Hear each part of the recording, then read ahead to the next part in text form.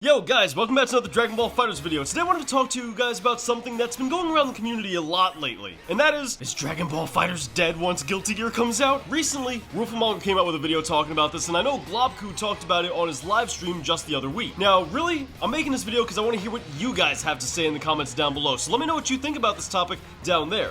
Let's have a bit of a discussion. What do you think is going to happen in Dragon Ball FighterZ once Guilty Gear Strive comes out? Now, if you're new here, stick around for a while and subscribe. I'm going to be keeping you up to date with all the latest DLC information you need to know about Dragon Ball FighterZ. Now, to kick this conversation off, I want to start by saying we've seen a lot of fighting games rise and fall since the release of Dragon Ball FighterZ. Things like Grand Blue, things like Samurai Showdown, them fighting herds, like the list goes on.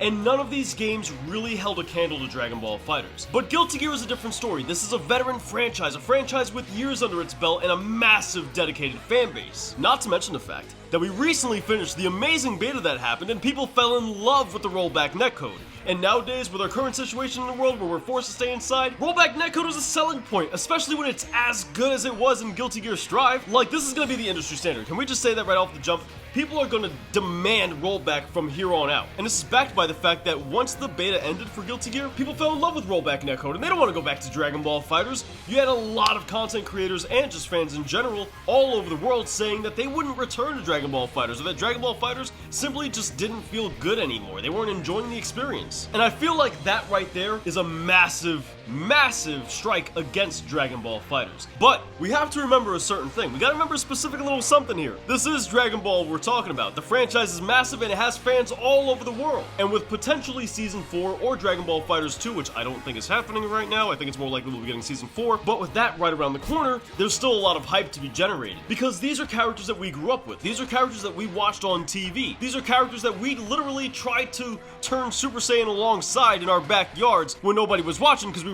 were too embarrassed and didn't want anyone to see. These are those characters. Not to mention the fact, this is a really simplified fighting game. You can mash the light button and literally win in even high ranks, and I'm not even joking with sarcasm there, I'm being dead serious. Have you played a UI Goku player? You also have things like Super Dash where you don't have to worry about neutral, you don't have to really play footsies. The roster is extremely balanced so you can use pretty much anybody you want and still do pretty well. And it has simpler fighting game mechanics, excluding things like proxy normals and everybody having uniform health bars, making it really accessible to pretty much anybody who wanted to pick it up, seeing as it was made off of a really popular franchise. While Guilty Gear, on the other hand, is your more typical fighting game. And while there's nothing wrong with that, the bar to entry is a little bit scarier for the newer player. A little bit scarier for the casual player who's not really used to fighting games. We gotta remember, fighting games in general is a really hard genre to get into, and a lot of casual players drop out of fighting games specifically because of the mechanics, like chip damage and proxy normals. I gotta be 100% honest, Dragon Ball is too hyped of a franchise. It's still got the anime behind it coming out soon. It's got the manga going on right now, and it's probably gonna have movies in the future. All of that stuff is gonna do great for Dragon Ball FighterZ and Dragon Ball FighterZ Season 4 or Dragon Ball FighterZ 2. And when these new DLCs drop or the new game drops, you know everyone's gonna flock right